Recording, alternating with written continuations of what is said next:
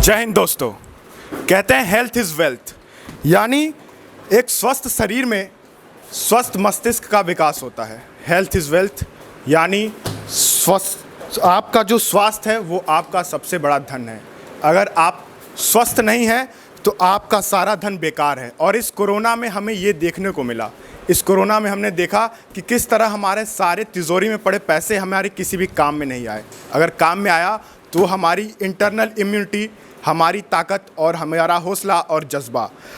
दोस्तों, आज मैं एक ऐसी जगह पे हूँ जहाँ पर फौलाद तैयार किए जाते हैं, जहाँ पर कमज़ोर इंसानों में एक फौलाद भरा जाता है, जहाँ पे एक शेर पैदा किया जाता है। ऐसे ही एक कराटे क्लब में मैं आया हूँ। यहाँ पर बच्चों को सिखाया जाता है आत्मरक्षा के गुर, साथ ही उन्हें बताया जाता है कि कैसे वो अपने शरीर को स्वस्थ रख सकते हैं, कैसे वो हेल्दी रह सकते हैं और हेल्दी रहकर अपनी ज़िंदगी खुशनुमा तरीके से जी सकते हैं। आप मेरे पीछे देख सकते हैं किस तरह से बच्चे प्रैक्टिस कर रहे हैं और किस तरह से ये क्लब आगे बढ़ रहा है। दोस्तों, मैं इस समय बनारस के सामने घाट में हूँ।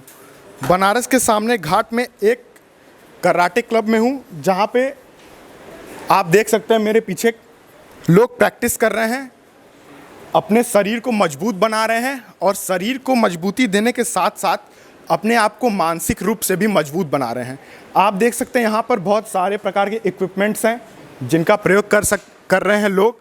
और इधर भी देख सकते हैं कि लोग आपको मेहनत करते दिखेंगे, एक्सरसाइज करते दिखेंगे और शायद कहीं ना कहीं ये लोग समझ रहे हैं कि किस प्रकार से हमें एक्सरसाइज करना है, किस प्रकार से हमें अपनी इम्यूनिटी बढ़ानी है और किस प्रकार से हमें तंदुरुस्त रहना है।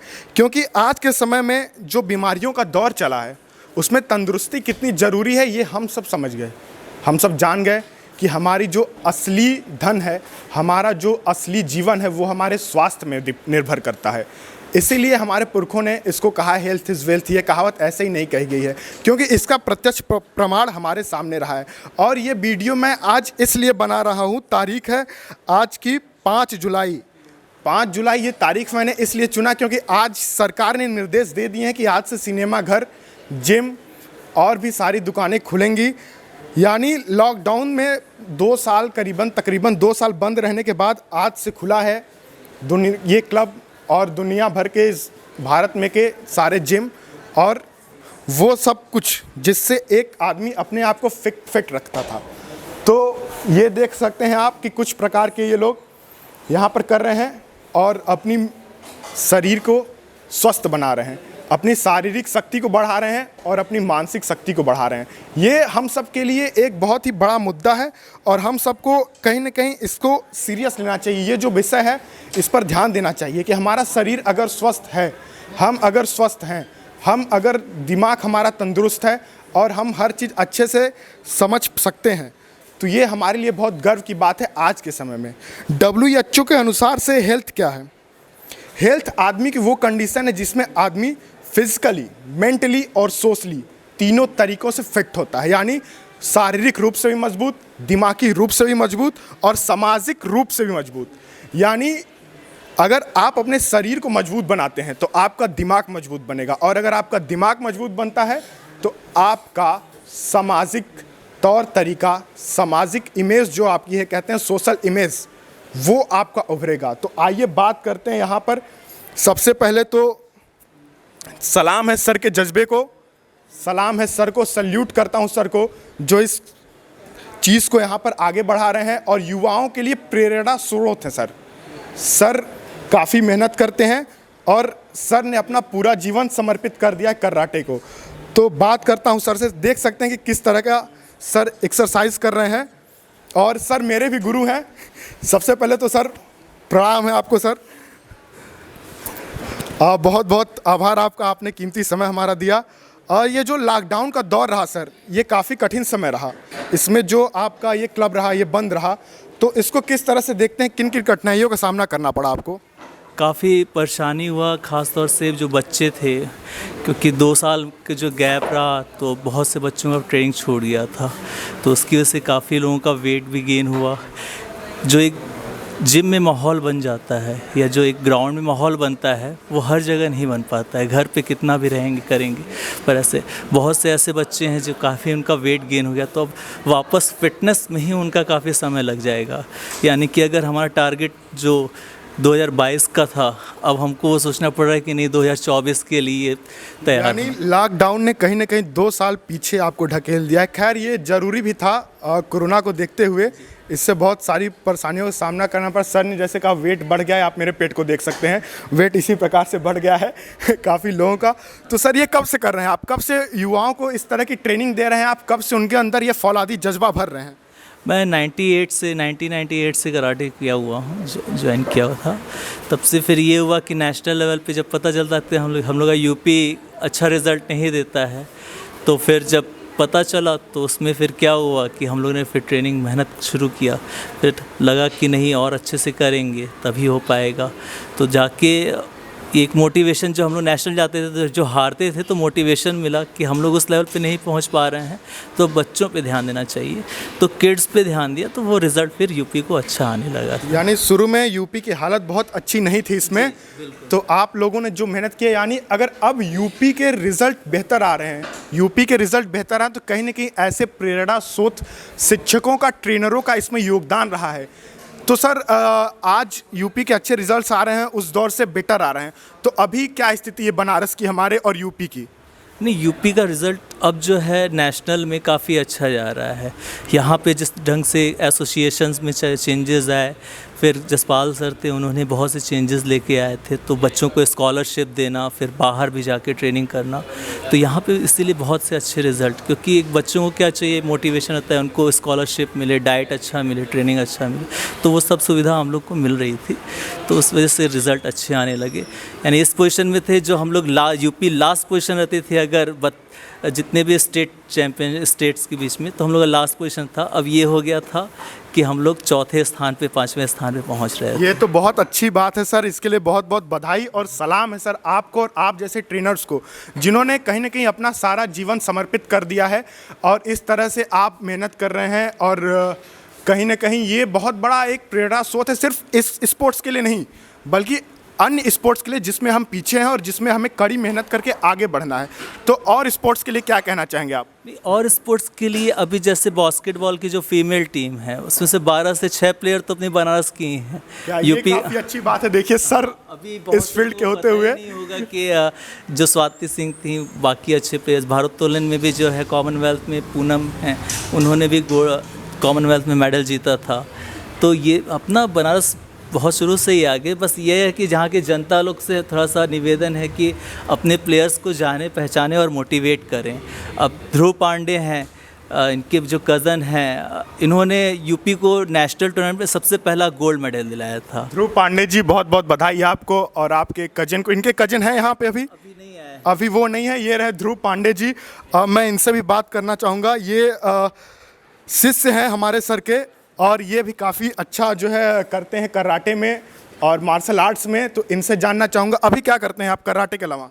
अभी तो मेरा बनारस यूनिवर्सिटी से ग्रेजुएशन चल रहा है इकोनॉमिक्स ऑनर्स में, और साथ साथ में ही हमारी जो आगे कराटे में प्रिपरेशन तैयार है हमेशा, मतलब एक मोटिवेशन रहता है हमेशा करने के लिए, तो पढ़ाई के साथ साथ एक स्पोर्ट्स में डेवलपमेंट जो होता है इंसान का, वो अभी चल रहा है हमारा। यानी फिजिकली और मेंटली दोनों तरीक़ों से खुद को फिट रख रहे हैं आप। और कब से कर रहे हैं आप ये कराटे का? अगर देखा जाए तो मैं 2006 जब मैं यूकेजी में था, तब से मैं कराटे सीखना स्टार्ट किया, और उसी दौर से फिर मेरा सर से इंटरेक्शन हुआ। सर के अंडर गाइडेंस में ट्रेनिंग शुरू हुई, फिर स्कूल से फिर क्लब में एंट्री हुई, तो 2006 से ही सिलसिला स्टार्ट हुआ कराटे सीखने का। फिर उसी समय से competition district level, state level खेलते खेलते 2014 में पहली बार ऑफिशियल नेशनल टूर्नामेंट खेलने का मौका मिला, जिसमें पहली बार यूपी को गोल्ड मेडल दिला के बहुत ही अच्छा फील भी हुआ। यानी सर के अंडर में आप उत्तर प्रदेश को गोल्ड मेडल भी दिला चुके हैं, ये कितनी बड़ी बात है। तो जब आपने गोल्ड मेडल दिलाया तो कैसा प्रतीत हुआ, और उसके लिए सर का योगदान जो है उसके बारे में क्या कहना चाहेंगे आप? सबसे पहले तो पूरा डेडिकेशन, जो पूरा सपोर्ट था वो सर का तो बहुत ही सपोर्ट था, क्योंकि उनके बिना ये पॉसिबल नहीं होता। क्योंकि एक जो गाइडेंस होती है जो इंसान को एक सही पाथ दिखाती है, वो मैं बहुत लकी हूँ कि एक ऐसे टीचर मिले, और साथ में ही जो को ट्रेनर्स होते हैं, जो और प्लेयर्स हैं जैसे गौरांग तिवारी हैं, सूरज पांडे हैं, सागर हैं, और ऐसे जो प्लेयर्स, एक अच्छे प्लेयर का जब आपको सराउंडिंग रहता है तो आपको बहुत अच्छा मोटिवेशन मिलता है। अच्छा, आप एक स्टूडेंट रहे, आप एक ट्रेनी रहे, तो आपके से मैं पूछना चाहूँगा कि ये जो लॉकडाउन का पीरियड रहा, ये कैसा बीता आपके लिए, और आपने कैसे इस लॉकडाउन के पीरियड में भी अपने आप को जो फिट रखा, इस लॉकडाउन के दौर में भी अपने आप को फिट रखा? क्योंकि ये बहुत लोगों के मन में प्रश्न था कि लॉकडाउन के समय भी खुद को कैसे तंदुरुस्त रखें, फिट रखें, तो इस लॉकडाउन में कैसे आपने किया? जैसे अपने वीडियो की स्टार्टिंग बोला था कि हेल्थ इज़ वेल्थ, तो ये कोरोना पीरियड में सबको पता ही चल चुका है कि हेल्थ की कितनी नेसेसरी पार्ट है एक इंसान की लाइफ की। जितना भी आप पैसा कमा लो, जितना भी आप शोहरत ले लो, लेकिन हेल्थ जब तक आपकी नहीं हो, कितने लोग की डेथ हो गई। तो एक स्टूडेंट्स के लिए, एक युवा के लिए बहुत ही इंपॉर्टेंट था, और ये बहुत ही उन लोग के पास मौका भी था कि जो अपने एजेड लोग हैं उनको थ्रू ये मैसेज पहुंचा सकें कि एक अर्ली स्टेज में आप एक्सरसाइज करके कितना आप अपने आप को प्रोटेक्ट कर सकते हो। तो मैंने भी यही किया कि अपने साथ साथ अपनी फैमिली को, सराउंडिंग को भी एक ऐसा इन्वायरमेंट दिया कि वो लोग आप कुछ प्राणायाम, योगा हो गया, हल्की स्ट्रेचिंग एक्सरसाइज हो गई, ये सब कंटिन्यूएशन वे में करते रहें कि एक बॉडी का जो मेटाबॉलिज्म है वो कभी स्टॉप ना हो, जिससे जो आपके जो वायरस अफेक्ट कर रहे थे आपकी बॉडी को, इम्यूनिटी वीक होने की वजह से, तो ये एक आपकी इम्यूनिटी बनी रहे। तो मैंने भी यही अपना ट्रेनिंग स्टॉप नहीं किया, घर पे ही जो एक्सरसाइजेज होती हैं, स्ट्रेचिंग एक्सरसाइजेज हो गई, जो हमारे कराटे में जो काता होते हैं, कुमिते के जो स्टेप्स होते हैं, वो सब कंटिन्यूशन प्रैक्टिस में करते रहे, और सर से कांटेक्ट में हमेशा रहते थे कि कोई भी चीज़ों का गाइडेंस चाहिए तो हमेशा मिलता रहे। यानी रामायण में लक्ष्मण जी ने कहा था, दैव दैव आलसी पुकारा। अगर आदमी एक बार ठान ले तो कितनी भी बड़ी बाधा आ जाए वो उस बाधा को पार कर लेता है। यानी बहाने सिर्फ और सिर्फ कमज़ोरों के लिए होते हैं, जिनके अंदर फौलादी जज्बा है, जो खुद को शेर समझते हैं, उनके लिए कोई चीज़ कठिन नहीं है। ध्रुव पांडे जी, सलाम है आपको और बहुत बहुत बधाई। आपने जो है बनारस को और उत्तर प्रदेश को गौरवान्वित किया, पहला गोल्ड मेडल लाके। एक और हमारे यहाँ पर सीनियर हैं, सर आपका शुभ नाम? गौरांग तिवारी मेरा नाम है, जैसा कि ध्रुव बताया अभी। और जो है कि आपने क्या उपलब्धि हासिल की है सर के अंडर गाइडेंस में? मैंने कराटे ज्वाइन करा था 2009 में डॉक्टर शाद मेमोरियल स्कूल से, जिसके थ्रू बहुत कुछ मिला। मींस बहुत अच्छा रिकॉग्निशन मिला, बहुत अच्छा नेम मिला, और मतलब एक जो हेल्थ होती है, जो प्रायोरिटी होती है इंसान की, कि वो हेल्दी रहे, उसका काम अच्छे से चले, वो सबसे इम्पोर्टेंट चीज़ मिली। तो और इस कोविड के टाइम पे बहुत ज़्यादा लोगों को दिक्कतें आ रही थी, बट हाँ, नॉर्मली हम लोग एकदम बढ़िया से घर पे आपने मेहनत किया और अपने आप को तंदुरुस्त रखा, फिट रखा। हाँ, जो नॉर्मली घर पे एक्सरसाइजेज, मतलब जो यहाँ पे एक्सरसाइजेज करते थे। अभी नहीं बता रहे हैं। हाँ सर, कुछ कह रहे थे? गौरांग हम लोग के सीनियर प्लेयर्स हैं। काता इवेंट जो होता है उसमें 4 इवेंट होते हैं कराटे में। काता, इंडिविजुअल कुमिते, टीम काता और फिर टीम कुमिते होता है। तो गौरांग ऐसे प्लेयर थे जिन्होंने काता इवेंट में ब्रॉन्ज मेडल जीता था, सिल्वर मेडल जीता था 2011 की नेशनल टूर्नामेंट में। यानी अपने मुंह मियाँ मिट्ठू नहीं बनना चाह रहे हैं गौरांग सर, वो अपनी तारीफ नहीं करना चाह रहे हैं, लेकिन एक गुरु जो होता है वो अपने स्टूडेंट को पहचान लेता है, वो जान लेता है कि किस, कहते हैं ना, एक सच्चे जौहरी को हीरे की पहचान होती है, तो गौरांग जी वो हीरा हैं सर के अंडर में। और सर ये काता जो बोल रहे हैं, काता क्या होता है? काता के बारे में कुछ बताना चाहेंगे? बताएंगे, परफॉर्म भी करके दिखाएंगे बच्चे। और सबसे पहला यूपी में टीम काता इवेंट होता है, उसमें भी इन्होंने जो जूनियर कैटेगरी है उसमें इन्होंने ब्रॉन्ज मेडल जीता था।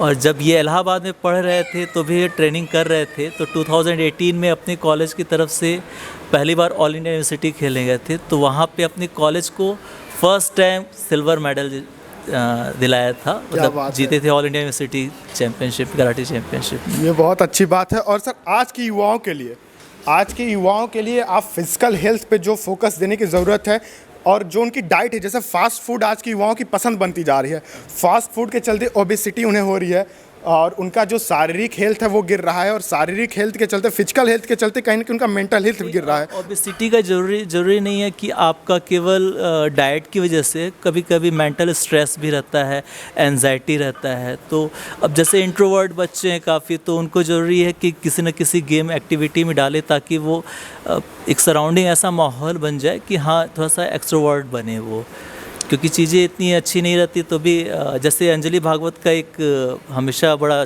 हम प्रेरणा देती हैं, वो शूटर थी, फर्स्ट फीमेल जो गोल्ड मेडल जीती थी कॉमनवेल्थ में, कि अगर आपको चाहिए पॉजिटिव रिजल्ट तो अपने आसपास माहौल, ज़रूरी नहीं कि आप माहौल मिले, माहौल क्रिएट भी कर सकते हैं। क्रिएट भी करना तो आपको वही है कि ऐसा जगह माहौल बनना चाहिए कि सब बच्चे जो हैं काफ़ी फिज़िकल, मेंटल, सोशल लेवल पे भी हेल्दी रहें, क्योंकि अब केवल फिजिकल लेवल पे हेल्थ है, सोशल लेवल पे नहीं है, तो फिर उसका कुछ मतलब नहीं है। नहीं, बात सर की काफ़ी सही, और सर की बातों से ही लग रहा है कि सर एक दिव्य आदमी हैं और इतना मेहनत करते हैं, और कहीं ना कहीं सर ने अपना पूरा जीवन समर्पित कर दिया इस खेल को लोगों को ट्रेन करने में और इसे फैलाने में। तो सर, आप अपने जीवन की उपलब्धियों के बारे में क्या कहना चाहेंगे? अब मेरी जीवन की उपलब्धि, अब हम क्या होता है, बच्चे लोग मेहनत किए हैं, प्राउड फील होता है कि बनारस के लिए कुछ किया है, कि हाँ कि उस पोजीशन में, कम से कम अपने फील्ड में उस पोजीशन में एक थोड़ा सा योगदान मेरा भी रहा है कि हाँ मेहनत किए हैं बच्चे, और चाहे वो गर्ल्स भी हैं चाहे बॉयज़ भी हैं। अच्छा, गर्ल्स के लिए जो बात करते हैं, आज का समय आप देख रहे हैं काफ़ी क्रूशियल है गर्ल्स के लिए। वो तरह तरह की क्राइम देखने को मिल रहा है, देखने को मिल रहा है, और अलग अलग प्रकार की दुर्घटनाएं उनके साथ हो रही हैं। तो गर्ल्स के लिए आत्मरक्षा के लिए, उनके सेल्फ डिफेंस के लिए ये स्पोर्ट्स कितना ज़रूरी है, और उनके लिए कहीं ना कहीं ये कितना प्रोटेक्टिव है, इसके बारे में क्या कहना चाहेंगे? ज़रूरी नहीं आत्मरक्षा के लिए आप मार्शल आर्ट ही सीखें, बस हम ये बोलें गर्ल्स को कि वो कुछ न कुछ स्पोर्ट्स में रहें, फिज़िकल एक्टिविटी करते रहें, ताकि उनका कॉन्फिडेंस लेवल बढ़ता रहेगा। तो गर्ल्स कहीं ना कहीं इंडिया की अगर बात करें और कंट्रीज़ में देखें तो काफ़ी आगे हो चुका है, लेकिन क्या इंडिया में अभी भी गर्ल्स के को इस फील्ड को ज्वाइन करना कहीं ना कहीं मील का पत्थर है? नहीं, कर सकती हैं, मील का पत्थर नहीं है, वो कर रही हैं, बहुत अच्छा कर रही हैं। बस ये कि अब कुछ सोच से बाहर निकल, कभी कभी ये चीज़ें होती हैं कि पेरेंट्स भेजते हैं लेकिन ये बोलते हैं कि सर सिखाइए पर ध्यान रहे चोट ना लगे। अब अगर दिमाग में रहेगा कि चोट ना लगे तो फिर सीख भी नहीं सकते हैं। नहीं, ये बात तो है। अगर आपको शिखर पे जाना है, कलाम जी ने कहा था अगर आपको सूर्य की तरह चमकना है तो सूर्य की तरह जलना पड़ेगा। यानी अगर आप शिखर पर पहुंचना चाहते हैं तो चोट तो आएगी आपको, शिखर तक पहुंचने वाले रास्तों में जो कठिनाइयां होंगी उसका सामना करना ही पड़ेगा आपको। तो अब देखते हैं, हम यहाँ पर गौरांग सर हैं, इनसे देखेंगे इनके काता में क्या क्या खूबियाँ हैं और किस प्रकार से काता किया जाता है। तो आइए देखते हैं यहाँ पर सबसे पहले जो काता परफॉर्म करने वाले हैं गौरांग सर, उसके बारे में जानते हैं। गौरांग सर, जो काता आप यहाँ पर परफॉर्म करेंगे वो कौन सा होगा? मैं अभी उनसू करने जा रहा हूँ। ये शोतोकन स्टाइल का बहुत ही फेमस काता है और काफ़ी डिफ़िकल्ट काता है। फ़र्स्ट टाइम हम लोग जब मतलब शुरू में जब सर सिखाए थे तो काफ़ी डिफ़िकल्टी होती थी, बट कॉन्टीन्यूस ट्रेनिंग और उसके साथ डेडिकेशन के साथ में अब तो इजी हो जाता है। तो हम लोगों ने कैम्प किया था, तो हम लोग को परमजीत सर हैं, वो ठाणे महाराष्ट्र में रहते हैं, तो उन्होंने काफ़ी मेहनत किया है। हम लोग को जब देखा कि काफ़ी हम लोग मेहनत कर रहे हैं तो एक है कि उनका तो ये है कि अगर वो दूर से भी देख लें कि बच्चे के अंदर क्वालिटी है तो फिर तुरंत उसके पीछे लग जाते सैल्यूट है हैं। परमजीत सर को भी, वो आपके भी गुरु रह चुके हैं। हाँ, वो मेरे टीचर की टीचर हैं। सर सैल्यूट है परमजीत सर, आप हमारे साथ नहीं हैं लेकिन आप जहाँ भी हैं, बॉम्बे में, ठाणे में, आपको सैल्यूट है सर। और आप जैसे लोगों की ज़रूरत है जो ऐसे जेम्स, ऐसे हीरे इंडिया को दें। और सबसे बड़ी बात हमारे बनारस के लिए कि हमारे बनारस में आप लोगों की बहुत बहुत जरूरी है कि इंडिया के वर्ल्ड कराटे फेडरेशन में इंडिया के सबसे पहले ऐसे जज थे जिन्होंने क्वालिफाई किया था, और साउथ एशिया कंट्री में सबसे सीनियर रेफरी और जज हैं। और इंडिया को रिप्रेजेंट करते हुए उन्होंने जो अभी तक जितने 2 एशियन गेम्स हुए हैं, 3 तो उसमें उन्होंने पार्टिसिपेट किया एज ए रेफरी जज। क्या बात है, काफ़ी अच्छा लगा सुनकर। और ये देखते हैं यहाँ पर काता के बारे में क्या परफॉर्मेंस है। काता हम लोग दिखाएंगे जिस 2015 में इन्होंने जीता था, और फिर उस पर मेडल इनका आया था, गौरांग का भी। ठीक है, तो ये देखते हैं काता की परफॉर्मेंस और कितना शानदार होता है। ये आपको देख के खुद लगेगा, कुछ कहने की ज़रूरत नहीं होगी इसमें। रेक ता Ayoy. Smite.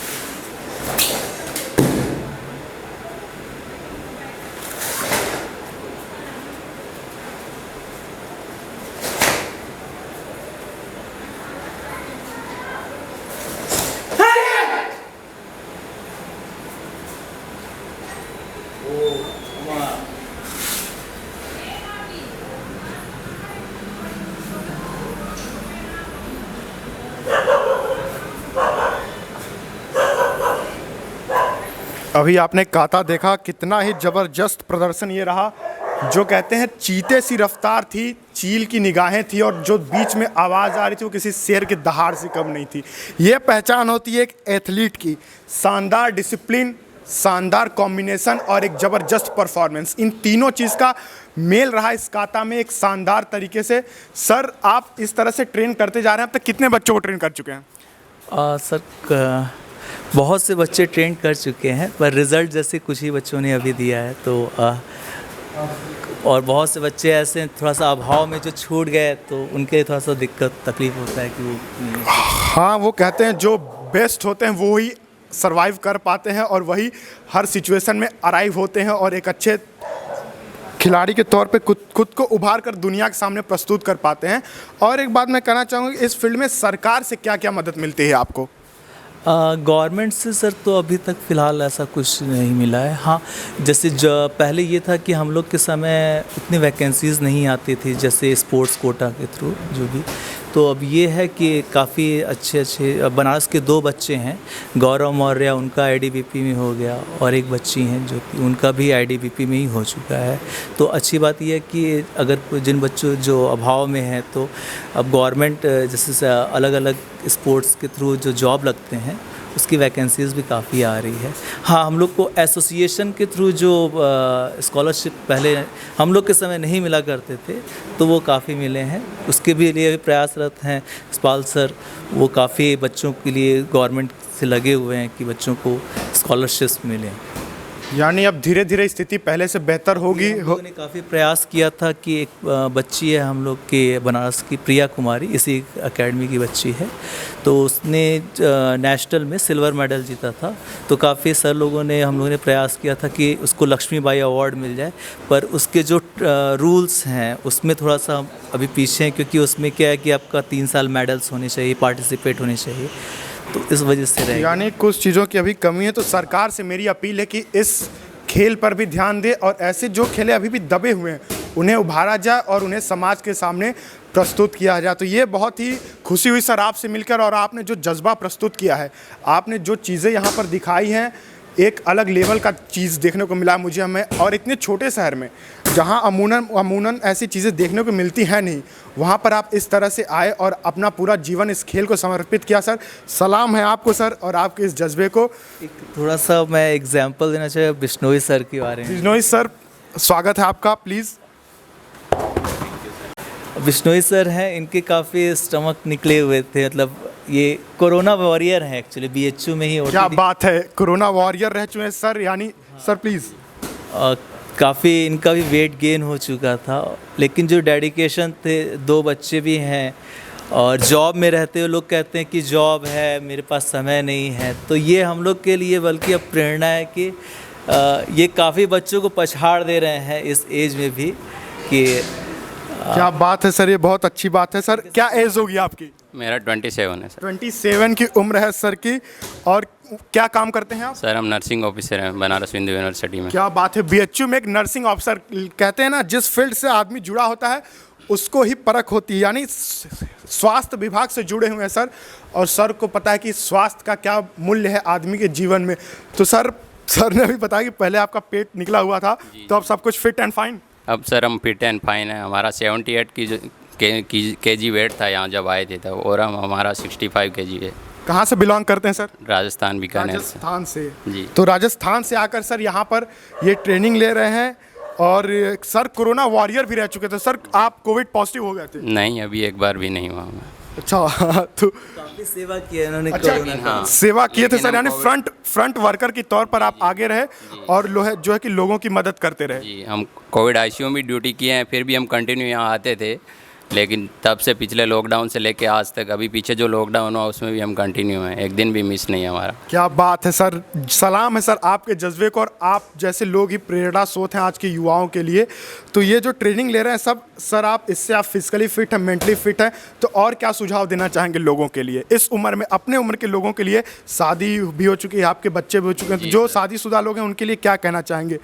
देखिए सर, ये तो सांसारिक जीवन तो चलता रहेगा, लेकिन उसके साथ साथ आपको 1 घंटा अपनी बॉडी को हर किसी को देना चाहिए, क्योंकि आने वाला समय बहुत, मतलब ये वो बीमारियां इतनी सारी बढ़ गई है कि आप डॉक्टरों के चक्कर काटते रहेंगे, लेकिन जितना आप फिट रहोगे उतना ही अच्छा रहेगा। इसीलिए मेरा सजेशन यही है कि आपको अपनी बॉडी के लिए 24 घंटे में से 1 घंटा आपको निकाल के देना ही है। तो ये कब से आप ज्वाइन किए हैं इस क्लब को? हम सर 13 सितंबर 2020 से। क्या बात है, डेट भी याद है। फुल्ली अपडेटेड मैन जिसे कहा जाता है वो है सर आप। सर सलाम करता हूं मैं आपको, आपके लिए क्या कहूं, जितना कहूं कम है। और जो कहते हैं ना, जब जागो तभी सवेरा, किसी चीज़ की कोई उम्र नहीं होती, जब ठान लो तो करके दिखाओ। बिश्नोई सर सलाम है आपके लिए। लॉकडाउन लगा था तो भी घर पे कंटिन्यू कर रहे थे। क्या बात है, मैंने अभी कहा था ना, बहाने सिर्फ कमज़ोरों के लिए होते हैं, जो ठान लेते हैं वो करके दिखाते हैं।